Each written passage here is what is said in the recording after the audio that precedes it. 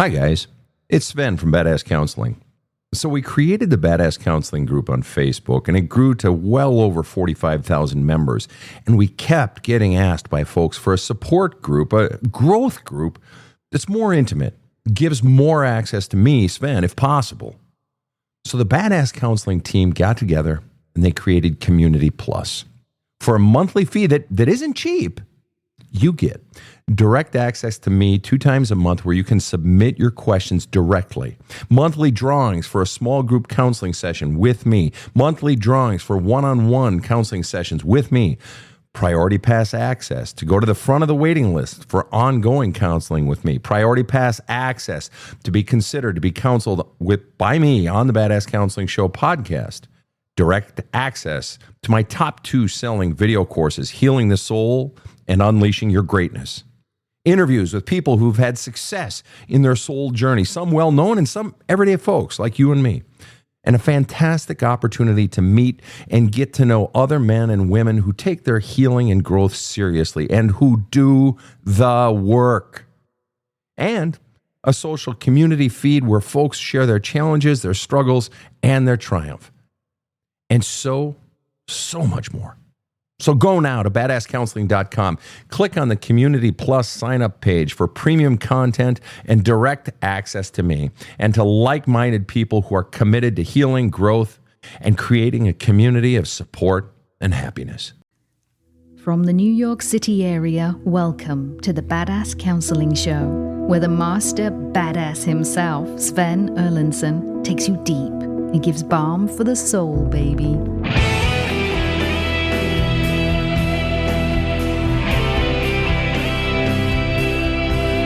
Willkommen.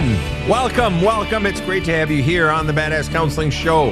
I'm Sven Erlandson, the host of the Badass Counseling Show podcast. And it is a treat to have you, fine travelers, listening in with us. You have joined us for a counseling episode where we invite folks in. They are invited to write in with whatever is vexing them in their lives. And our producers go through and find someone that we believe we can help out. And so we've got a guest joining us today, and I've got my team in place. I've got KC, the mastermind of it all. She is joining us actually remotely today.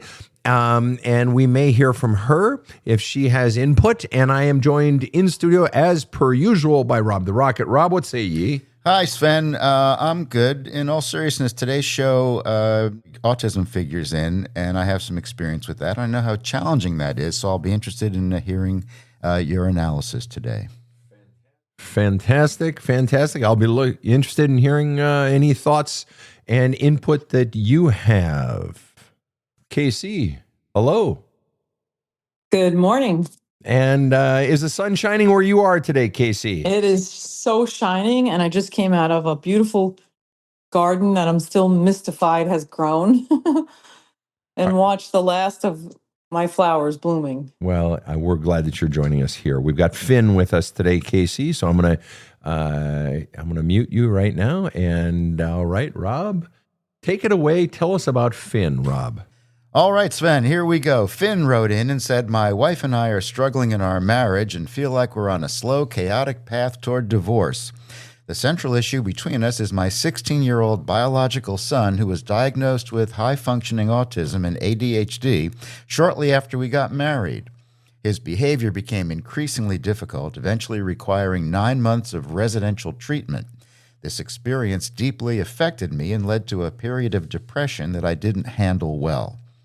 My wife harbors intense resentment, blaming me for our son's challenges. She believes his behavioral issues stem from poor parenting on my part, that I should have recognized his diagnosis earlier. Her criticism has been ongoing, often including harsh name-calling that I find emotionally damaging.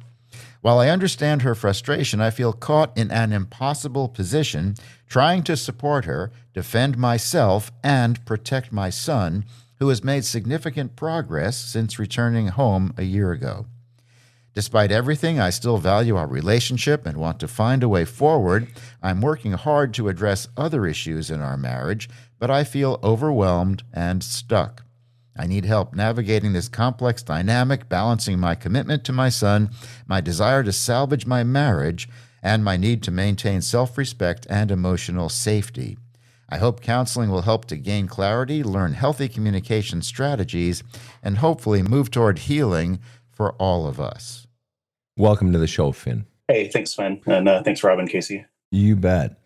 First of all, I want to say from your write-up, you sound like a really nice guy. You sound like a guy who is concerned and emotionally tuned into his family, his son, cares about his wife, values his marriage, and isn't afraid to admit that he's done things wrong and cares about fixing things, and isn't afraid to admit that he's hurting.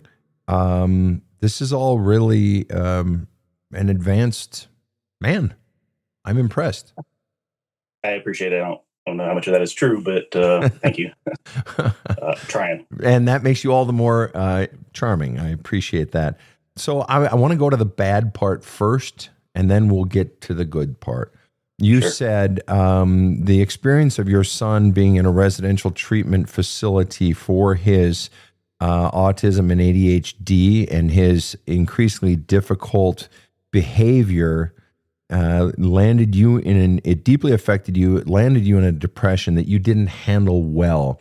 When you say didn't handle well, I want you to tell me the worst of it. Don't sugarcoat it. Give us the worst of it, because your wife experienced the worst of it. So help us see it from her perspective. Yeah, probably more than anything else. I wouldn't quite say ceased functioning, but very limited functioning. Kind of a zombie shell of myself. I didn't interact around the house as much. We've got my two stepkids. I reduced my interaction with her.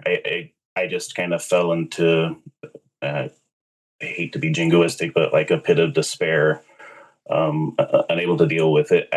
The background for some of that, Sven, is I was a single dad. I got custody of my son when I divorced from his mom. And so I had built that really close bond with him, and a little bit of loathing until, feeling like I had failed him and failed everybody else. And I just kind of shut down, frankly. I'm curious. You say you felt like that you failed him.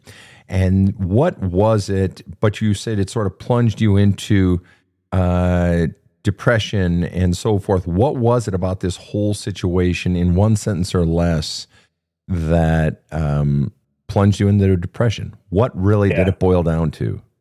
For me, it's two things. I don't know. I can go down to one. It was almost the loss of him, like not having him there after it was just him and me for so long. And then just feeling like I knew he was miserable where he had gone to for treatment. And I blame myself for not being able to help him with his issues sooner in a different way, so that it resulted in him having to go there. And why do you think you weren't able to help him sooner or in a different way? It's hard for me to say, because a lot of it feels like excuses. There's probably an element of just denial in it. Like I said, he was diagnosed when he was, do the math real quick, 12. So I guess it seemed normal enough. I kind of wanted to avoid this. I'm also in the military and was deployed a lot. So I missed out on chunks of his life. And when I came home, it was just him and I, so I could give him my full attention. And I think maybe some of that masked it a little bit. Sure. Okay. And so then when he gets put into the treatment program, and just one more thought, what was the nature, briefly, of his relationship with his other parent? He stopped talking to her probably about 4.5 years ago. Because, in one sentence or less, because why? He's expressed that he feels that she doesn't really care about him, doesn't look out for his needs. So mom doesn't care. Dad is deployed a lot, or, regularly was. And so probably felt alone, maybe unloved, and so forth. And so then the residential treatment facility kicks in, and you feel bad for him. You feel guilty that you didn't do more for him and you miss him and you're hurting for him? And are we so far tracking? Yeah, that's all true. And on top of that, I feel like I let down my wife as well, because her and my daughter suffered from that too. Fair. Stepdaughters, right? Stepdaughter, yeah. Right. Okay. Just so we're clear. Yeah. And then she would say, in one sentence or less, she would say that her biggest beef with you during that time of your son's treatment, residential treatment, her biggest beef with you was what? How did I let it get that far and allow him to act out in the ways that he did? So her biggest beef was with the way he was acting. Her biggest beef was not how you were acting while he was in treatment. Her biggest beef with with how he was acting before being in treatment. Which did she have the bigger beef with, you or him? Him. Wow. So she's angry. Okay. And at this moment, is she more angry at him or more angry at you? Hard to tell. Both. It's a push. Wow. I would guess the way I perceive it is me. More angry with me for just in her eyes, I think, allowing it to happen. Can I ask you a straight question to which you give me just a straight answer? Regardless, now you can take what she would say, and let's put that off to the side, okay? What her opinion, we're going to just put that off to the side, quote unquote. What did you say? Let this happen? She thinks you let this happen, or what did you just say? Say it again. That I didn't see what was going on with him sooner and allowed it to get to a point where he had to go to a residential treatment facility. Do you believe, apart from what she believes, do you believe you allowed it to get this big? Do you truly believe that? Intellectually, no. But like in my feelings, yeah, I still blame myself. Okay. Intellectually, no, because why? Because I can do the logical reasoning of there's only so many things that you can see, the experience that you have, and recognize that I think you kind of hated on your show did the best that you could as a parent. I struggle with, if I had seen it, I would have done something about it. Did she see it? Not at first, but as we had gotten married and moved in, and even then, not initially, but probably about a year into our marriage, she saw it. And did she alert you to it? Yes. And so then you did see it. I didn't see it, and we fought about it a lot. Wait a minute. So about a year into the marriage, then she sees it. So up to that time, up to a year into the marriage, she can't dog you for anything prior to that because she didn't see it either. Sure. So she can't dog you for anything prior to that because it's like, fuck you. You didn't see it either, ass face. Okay. Yeah. So at a year into the marriage, okay, now supposedly she's seeing it and you said she's told you. So now you are seeing it because she alerted you to it, or she's seeing it and you're denying it. You're saying, I don't see that. Yeah, it's probably the latter. Okay. Now let me ask you, is it you didn't see it or you didn't want to see it or what? You didn't want to deal with it? What? I don't know that I saw some of the same behaviors or I rationalized them differently. Okay. So to me, it was more like he's a 10, 12, 11, 12-year-old boy, not something is woefully wrong. Okay, bottom line is she didn't like his behaviors and she wanted you to change his behaviors, right? Yeah.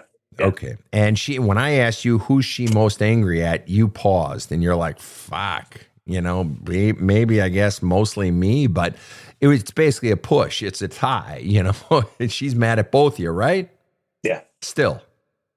Yes. Right.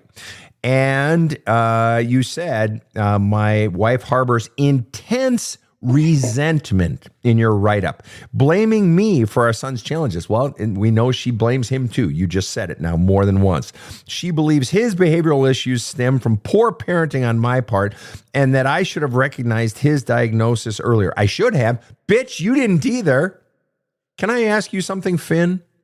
Are you a psychologist? No. Do you have training in the psychological field? Not really, no. Oh, No training. so she thinks you magically should have seen something sooner than her. Does she think you're smarter than her? No. Right.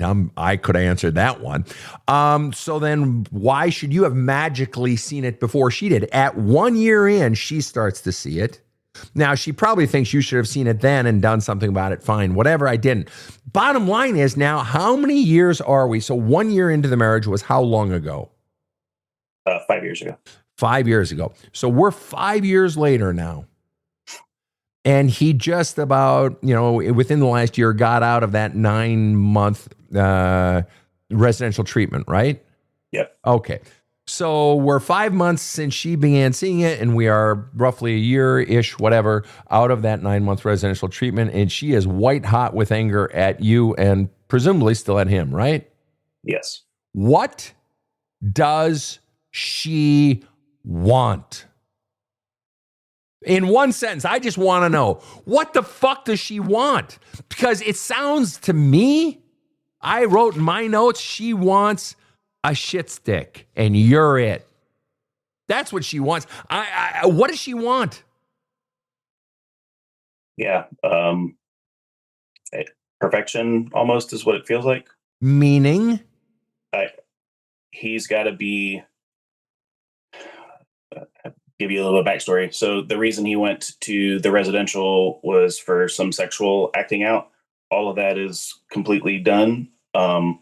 But she still will see him like playing video games, or if he doesn't wipe the table down after he eats a sandwich and there's crumbs, she looks at that as a failure of character on him and then a failure of character on me because I haven't gotten him to the point where he's not doing that. Got it. And so she wants him to be perfect. And what does she want from you? To control him perfectly. I see. And is it safe to say control him perfectly? Is it safe to say then her daughters are perfect and she controls them perfectly? No. Oh. So there's two sets of rules. Yeah. Oh. Well, let me ask you, Finn, what do you think of that? So again, when I intellectualize it, I know it's not fair.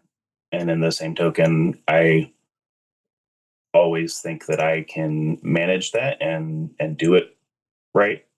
Where does it come from inside of you? Now we're going deep.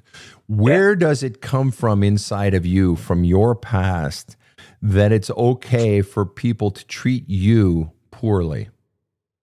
That somehow you need to eat it and, just try harder, and it's okay if someone has a double set of standards. I want to know, you say you're familiar with my show, you know how I think, and you know some of the arguments. I want to know where in your past you were taught that someone treating you poorer than they treat themselves, or have higher expectation of your kid and you than they have of themselves and their own kids. Where were you taught that it's okay for you to be treated like shit? I think it comes from my mom, not in the sense that her expectation was for me to be perfect, but that I've heard you use the phrase like I was the golden child. So when I did things well, I got the praise for that. And I think that is just transferred into me as best I can figure out, that if I do things perfectly all the time, I will get the praise and the love. But in this case, doing something perfectly all the time means you have to keep doing what wife wants and make her happy. Yeah. Right. And isn't that what being a golden child is? See, everybody, if you're the sibling of the golden child, you think, the golden child has this sweet deal. They get all the love and attention. But tell me if I'm wrong, in your case, as the golden child, you still had to meet someone else's standards. You still had to live, to a large degree, the life they wanted you to live. You existed to sort of make them happy or make them proud. Accurate or inaccurate? I think that's a fair assessment. Okay. What percent of your life, any number, you just tell me what percent of your life was spent pleasing mother and or father? probably 95%. What percent of that, of your life, is still about pleasing everyone else, that your worth comes from pleasing everyone else? That number higher, as embarrassing as that is to admit. And why is that embarrassing? Again, because logically I can sit back and read the psychology books and know that I owe myself first, and it's hard to allow myself to do that. But it's driven by a fear, Finn. And the fear is that if I don't please you first, you may not like me. Dude, I'm going to be really honest with you here.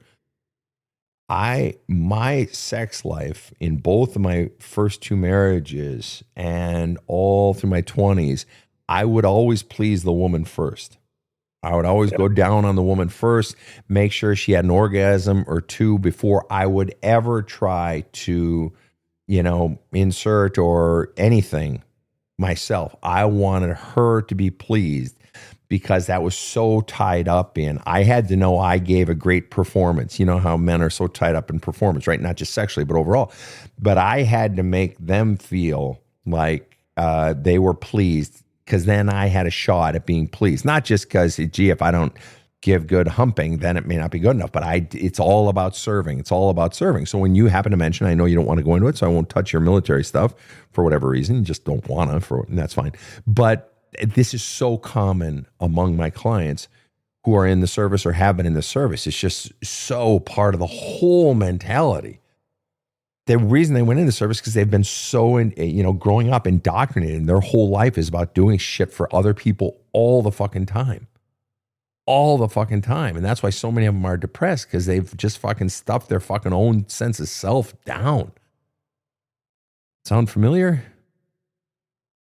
Too close to home. Yeah. And the thing is, it's not even that you need to, you said you're embarrassed by saying, you spend, basically 100% of your life pleasing others. It's not even that's embarrassing. I mean, it's very noble on one hand. It really is. I get that. And that you need to, honor yourself and stuff. It's not even that. The real task is to begin to identify the fear that's driving it. Because it's fear. That's what this is really about. And this voice, the voices that were imprinted in you that you've been terrified of your whole life, that you don't have worth if you're not pleasing someone else first. And the fear that if I don't please you, you may leave me. The fear that if I don't make you happy, you won't like me. And that's what I see operating in this whole situation with your marriage. This fear that if I don't, and it's not just make her happy, but buy into her reality and her version of your son and her version of you. And if I don't fundamentally give her power, she may not like me. And one question before we go to break here, and that is, what is the power distribution in your relationship with your wife? And recognize, before you answer that, there are many things that go into a power distribution, all right? Power over the purse, power over the sex life, fear of what your family will think, fear of what the kids will think of us, fear of your wrath, fear of your being a fucking nag, all the different fears and powers. So between the two of you, who has what percent of the power? Is it, 95-5? Is it 60-40, 40-60? What's the power distribution? Yeah, it's probably about 90-10 her. Right. And when we come back for the break, I'm going to ask you the single biggest reason you give up so much power. We'll be right back after this short break. I've read so many self-help books, and I always get something good out of them. But when I dove into There's a Hole in My Love Cup, well, it changed me. I cannot recommend this book highly enough. My copy is very dog-eared and highlighted. Thanks, Sven, for writing it. I love There's a Hole in My Love Cup, and believe you will also. Order your copy at badasscounseling.com.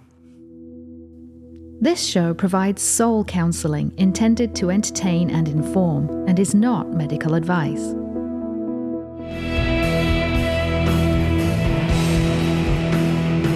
Now, back to the badass.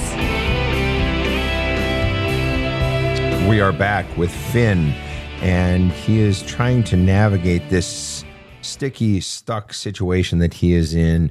He wants to balance his commitment to his son, his desire to salvage his marriage, and his need to maintain his self-respect and emotional safety. I don't want him to maintain anything because he's not maintaining anything. He has no self-respect. He has at most 2 or 3% self-respect and emotional safety because he's spending higher than 95% of his life pleasing others. His life's worth is found in pleasing others and almost utter abnegation of self. Finn just shared with us that in his marriage, his wife has 90% of the power and he has 10% of the power. And power is a kind of an ugly thing to talk about in any relationship, but it exists and it is there. It just is. And so sometimes talking about it helps us to clear things up. And so, Finn, why, in one sentence or less, do you give up so much power? I think it's, as I've written through some of the journaling and explored it, kind of the white knight. So mom was divorced from dad. I saw some rocky relationships with her, and I think that I just sort of naturally made myself like, I'm going to be the man that my mom should have had. And were you that man for your mom? As a boy, as a teen, as a 20-something today? Did you save her? I don't know that I saved her, but I've definitely realized that I filled some of that emotional void for her, yeah. Okay. And so you're trying to be the white knight for your wife. And so being the white knight, you equate being the white knight with giving up basically all your power. How are those two things correlated? Oh, you're giggling. My listeners can't see it, but you're giggling. Why do you giggle there? What's the giggle? I'm thinking of the absurdity of my answer. No. And to us, yeah, it's wackadoodle. What the fuck is that? But to you, there is some internal logic. And I want you to help us understand because there is a correlation there. Help us understand. Yeah, I think that I approach it as my wife had a rocky childhood. She came in with 2 kids from previous relationships, and I could be the guy that would be stable and like make the American dream nuclear family happen for all of us, like myself included. It's not just for her. But that still doesn't explain to me how that equates to you giving up power. Somewhere in you creating the stability and you trying to create that stability and a good home for her and her daughters is honorable. Nobody can dispute that. God bless you. But I'm still not understanding. Help me understand. You're doing great. Help me understand how that equates to you giving her the power. Because when you give her the power, it almost says, I'm going to give you the power to create the stable home. Yeah, I guess when I think about power dynamics, it's more about avoiding the arguments and like going with the flow. I see. And if one of us has to do it, and typically if it's not me, then it doesn't happen. Or then it's not less stable. And so would you say at 90% of the power, she is fundamentally the leader of the home. Is that correct? Yeah. And if you were to be completely honest, how is that working out with her as the leader of the home? It's not good, for sure. I hate it for my kids because they see all this chaos. Okay, let me ask you another, and your honesty is just glowing here. This is great. It's honesty. It sometimes yields brutal answers, but that's what it means to fix something. Okay, could you do better? Yeah. Right. Yeah, I could do better. One of the bigger things that I struggle with is we've had the discussion between the two of us about like, you need to lead more. And for me, I feel like, fuck, every time we're offended on this show. I know. Rob, I know. He swore. God damn it. I hate it when people swear on my fucking show. Fucking dick. All right, go ahead. Every time I try to lead, I get shut down. And it's like, well, how many times do you try to... But that's the point, man. See, that's the point, is you are wanting her to give you power. You're wanting her to give you power. And so what here's what's happening is fundamentally you're there's a power, a gross power imbalance right now. She has 90%, you have 10%. And when you escalate maybe up to her level, she escalates higher. Why? She's sitting in the catbird seat, as the old saying goes, and she wants to maintain that power. Now, maybe deep down, what she wants is someone more powerful than her. Why? So she can relax. Some women, not all, maybe not even most, but some women report, I want someone stronger than me. I want to be able to feel like a woman. I'm not speaking for all women. I'm just saying some. I want a man that I can sort of relax with or trust or feel like he's stronger than me. But when she escalates, when you come up to her level with your power, and I'm not talking about yelling or anything like that. I'm just saying elevate your power and say, no, we're going to do this. And she escalates. You do what? You back down. Back down. Exactly. Now, that backing down is the problem. That's where the glitch is in your leadership. See, the truth is you've already stated, yes, I could do this better. And that's not you saying she's bad, but great leadership, if you've been in leadership positions, whether in your career or in life, you know that great leaders at times have to make hard decisions, but great leaders also depend on their people around them for their input. It's not just I'm an autocrat and I just dole out orders all the time. It's you're depending upon, so a great leader, even in a home, there's interaction between the parents in this case and the adults. But in the end, she's trusting you. And in my relationship, there are times when I abdicate to my partner. It's just like, dude, you're better at this aspect than I am. What do you think we should do? And I run with what she says. All right. So it's not just me always making final decisions. Not at all. But in the end, it's just like, I'm not afraid to escalate if I need to and assert, and say, hey, I'm going to eat this one. If it goes wrong, this one will be on me. Okay. So you're backing down. Something is happening right there in that backing down. That's the glitch. That's where your fear is coming in that backing down. She wants you to be strong, but you're, in that case, rather than asserting yourself and being the leader and saying, yeah, I'm just, this is how we're going to do it, or no, you're wrong, or sweetheart, I love you, but that doesn't work, or whatever it is, you're afraid to do that, it seems like. And so let me ask you, in those situations, what do you most want to do? Whether you do it or not, I'm just asking, what do you most want to do? If I'm being honest, more than anything, I just don't want it to escalate into a yelling match and screaming and things getting thrown. True. But I'm trying to avoid. And I want to avoid that. But that is how she escalates. She knows you don't want that. And so the way she maintains her power over you, it sounds like, is by all of her emotions exploding in every direction. Yeah. Right. And so that's how she does it. But I'm saying in that situation then, once it has exploded into that situation, because clearly you can't prevent that except by just walking around with your tail between your legs and walking on eggshells, which is what you admit you've been doing. That doesn't work. It doesn't work. So everybody is afraid of the tyrant at the top of the food chain. Right? Yeah. Right. And that's not working for anyone. And so we need a new leader. The kingdom needs a new king or queen or just team. And so that means the kids aren't being protected. You're not being protected. And you love your wife. You've made that clear. So then the question becomes, when she explodes like that and throwing things or whatever, what do you most want to do? Tell her to chill the fuck out. Okay. And then what? And then what's she likely to do? Not respond well to that at all. Right. In other words, what I'm getting at is what's it going to take for you to toe a hard line and not back down? Because because she's not going to change. She owns you. She has you by the short and curlies.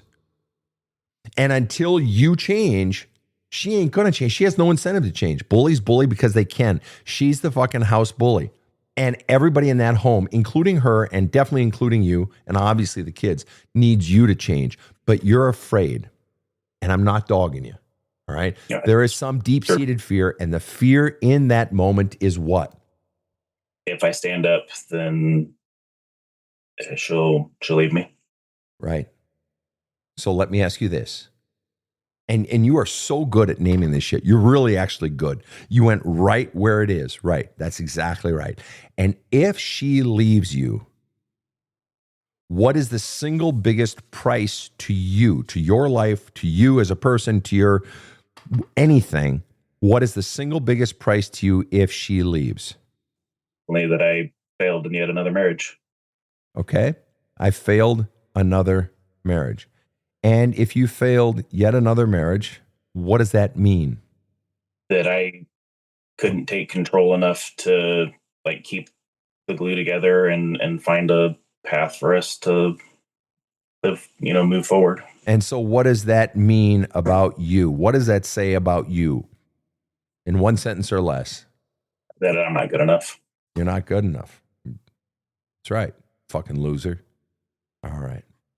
So you keep backing down and walking on eggshells and walking with your tail between your legs because you fear not just her leaving, but what happens inside of you.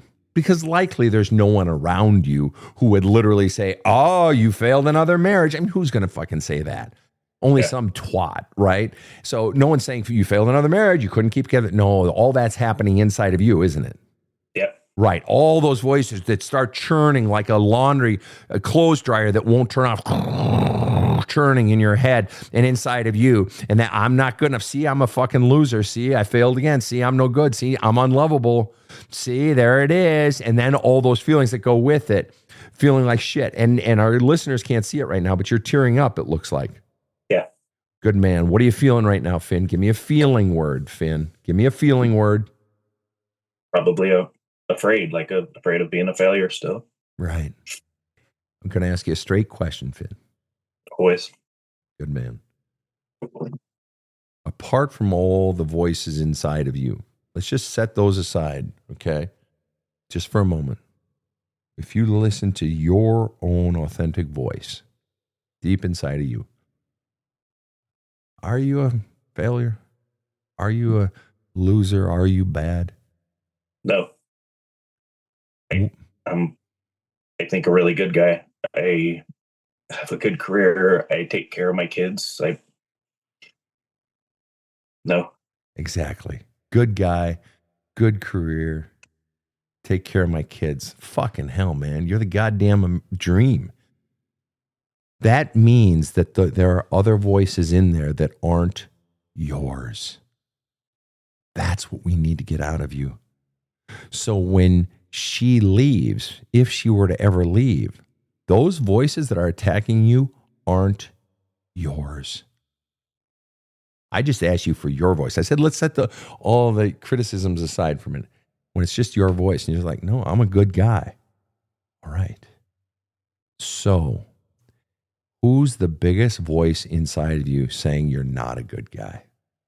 Then that's what I've been trying to figure out for months. Just off the top of your head, spitball it. Who's been your biggest antagonist or critic in your entire fucking miserable life? Myself. Yeah, except you didn't come out of the womb. You didn't come out of the womb saying, hey, I suck. It's a hard one for me to answer because I've listened to your show and the things that I've read. Like I've almost tried to pin it on my mom. Who are you still protecting, Finn? Who are you beating yourself up rather than calling it out for what it the fuck is? Because your wife only has so much power over you and is able to beat you up so much because the seed of her messages fell on fertile ground. I mean, the only logical answer is my mom, or my dad. But like my dad being divorced, I would go visit him in the summers, and like we always had a great relationship. And I still like I don't talk to my mom. I talk to my dad still.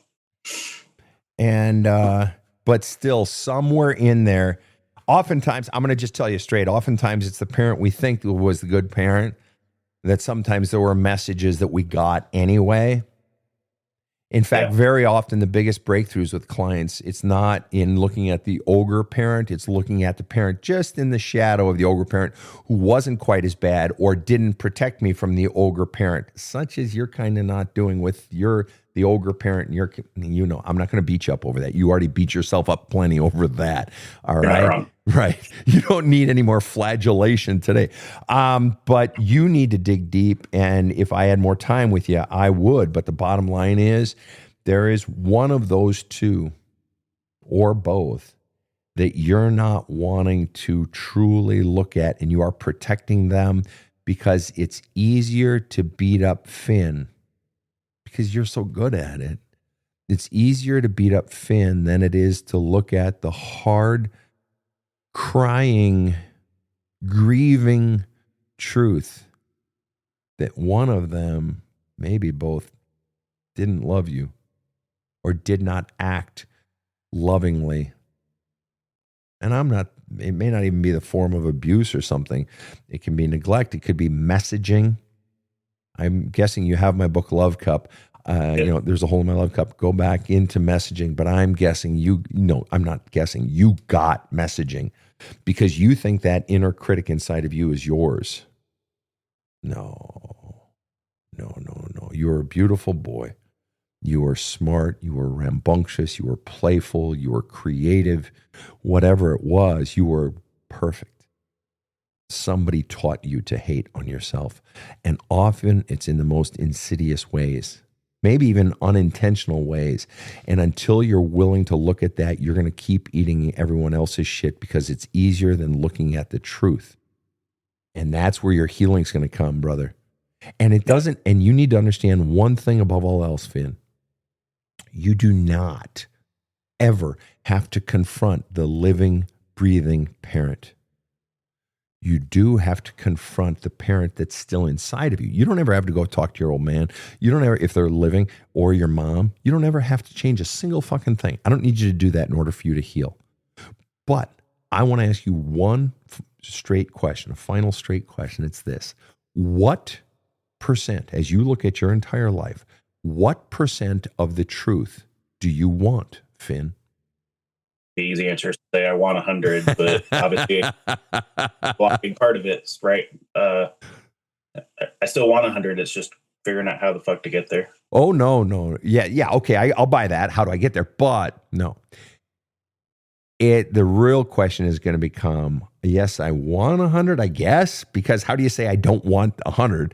The real question is going to become, do I have the courage to truly look at and see 100% and address the implications of 100%? And the implications aren't always, gee, what am I going to do with that today? No, it's the implications of, holy fuck. I had a client just this week. And he had to address, and I've been working with him for, 4 months, whatever, 5 months. And what he's really had to come to terms with is, Sven, my entire story that I've told myself my whole life is that I had a great childhood. And by looking at all this truth, it's just blowing up that completely. I didn't, Sven. I didn't. And I've been hiding because I haven't wanted to face that. Maybe I knew it was there the whole time. I don't know. But okay, so that's what I'm talking about with regards to truth. It's there. It's in you. It just requires that digging and going back. So in your case, Finn, it's going back into the book and some of this stuff and saying to myself, I am open to looking deeper. So when you're doing the messaging chapters in the book, there are about 3 chapters on messaging. And it's opening to one, maybe there's more with regard to mom. Maybe there's more with regard to dad.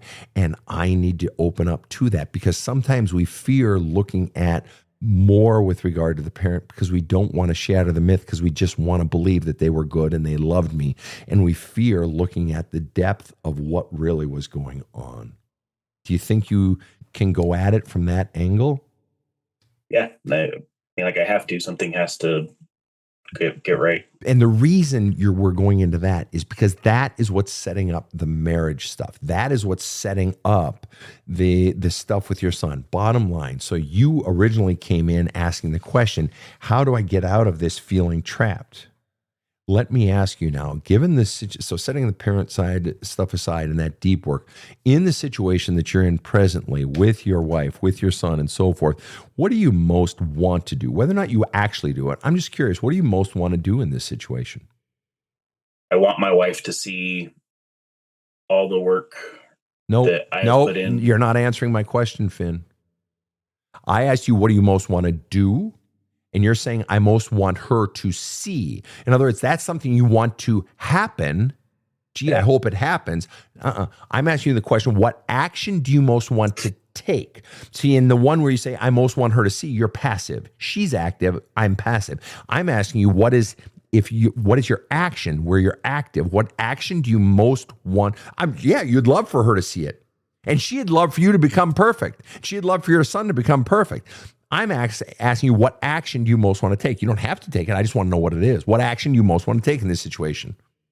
I want to keep raising my kids and keep my family together. Okay. And you're doing that, and you can keep doing that. That's not in jeopardy, is it?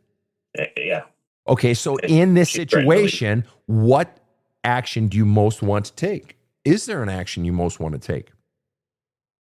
Because you feel trapped. You feel overwhelmed and stuck. I'm just curious, what do you most want to do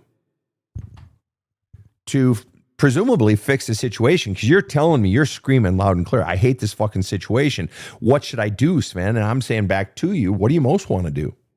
I don't know that I have a good answer to that. Like, spitball it. You can change your mind in 5 minutes or 5 days. Leave, right? I don't want to leave. Fair. Okay. We know one thing you don't want to do. Good. Good else. What else do you not want to do? I don't want to keep feeling like shit. I don't want to keep feeling like shit. All right. So those are two things of what you don't want to do. What do you want to do? I mean, if you just had your brass balls, what do you most want to do in this case? You don't have to do it. I'm just curious what you really want to do. I want to tell her to shut the fuck up and get off my fucking back, or what? Yeah, there's part of me that would do that. Actually that. Like, I want to say, like, look at all the shit that I'm doing and either appreciate it or don't. That's it. That's it. Now, if you choose not to do that, no problem. Only you're in this situation. Only you can decide what what you're going to do. But that's it. That is that inner voice that says, I'm a fucking good guy. I'm a good dad. Get off my back.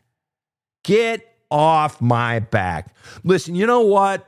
It would suck if you left. It would suck if I were alone. You know what? My inner voice is saying, oh, I'm a loser, and gee, I'm a failure at another marriage. So what? Dude, I've been divorced twice.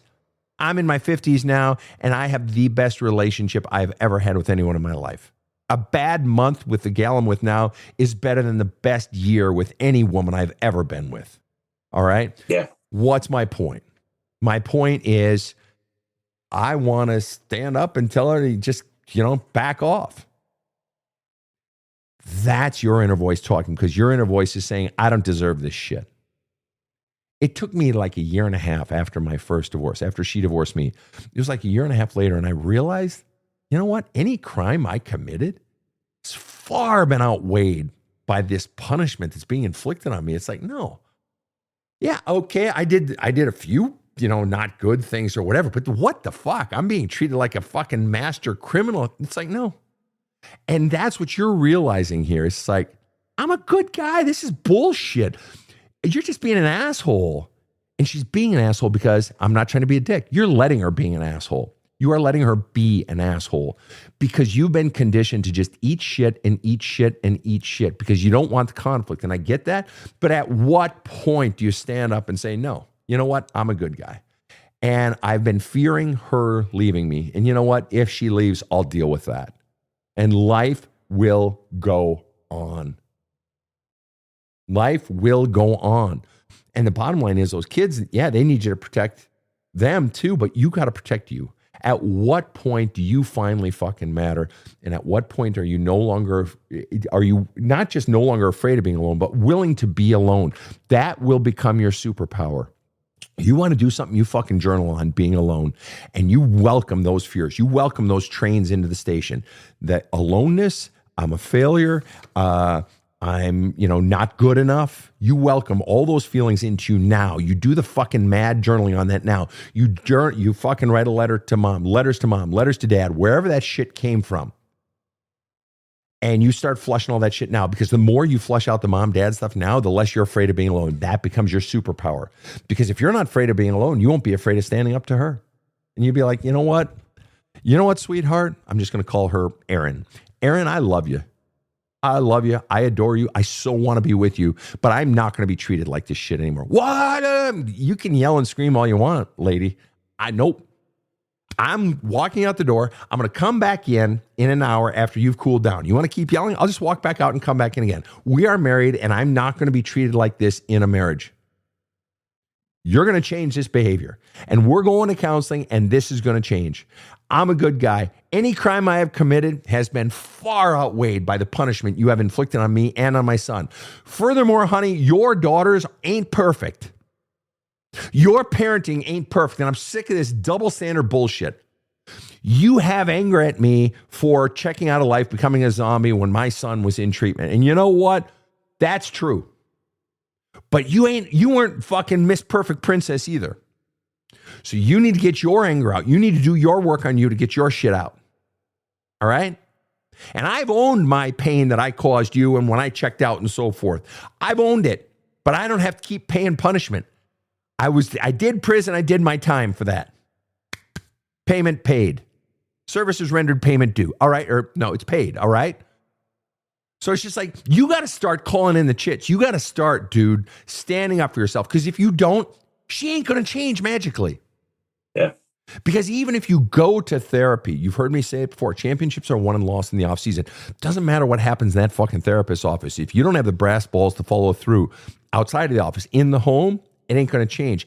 And that is dependent upon you facing the demon of you being alone, facing the demon of those voices that get conjured up in you from way back there. That's what you're really afraid of. It ain't her. It's your fear of not. Why? Because she's the anesthetic. She is the bottle of booze that keeps you from ever having to face those fucking voices. Am I correct? Yeah. Exactly. Absolutely. So in your personal work, you address that right now. You go into those fucking fears of those messages and those voices. And the more you bring those up and the tears that go with that and the rage at mom and dad over that and flush and flush and flush, the more you face that, the less you're afraid of her. The less you're afraid of her, everything changes because you finally find your belief in self. Because right now, what's packed on top of your love of self is all these bullshit messages from your past. I want to bring in Rob and KC here.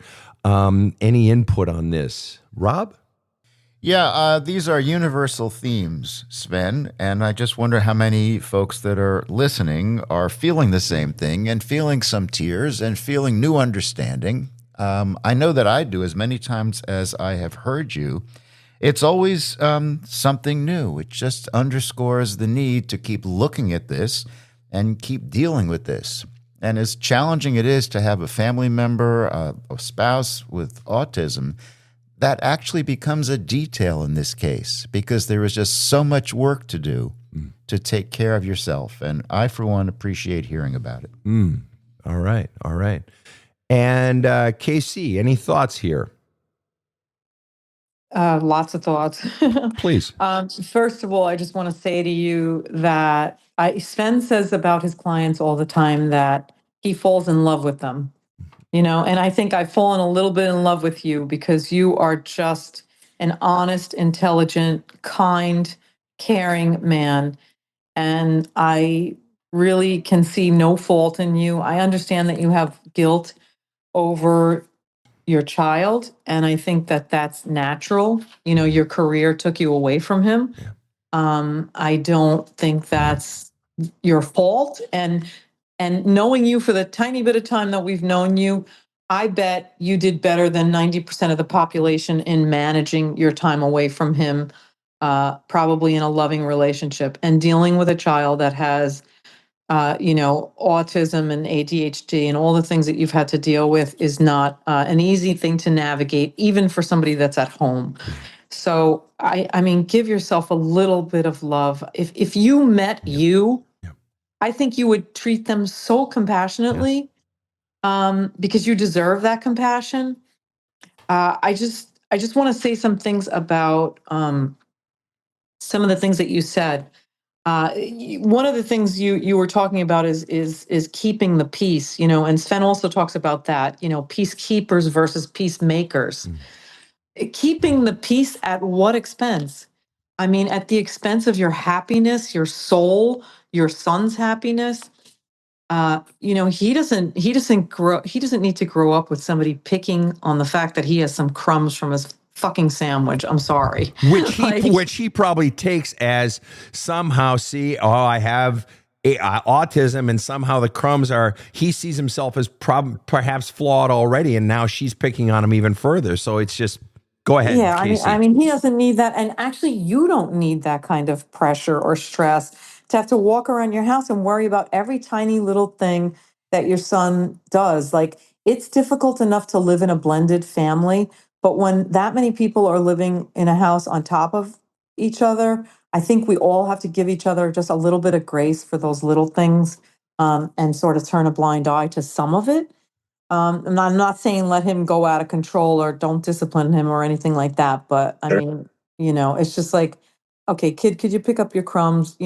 It bothers us. We're all working very hard, and could you help out around the house or whatever? And the last thing that I want to say is again, some things that you said, which is, um, she won't see what you want her to see because there's no reason for her to see it. There's a complete and total power imbalance here. She has all the control and you have all, and it's because she smells your fear.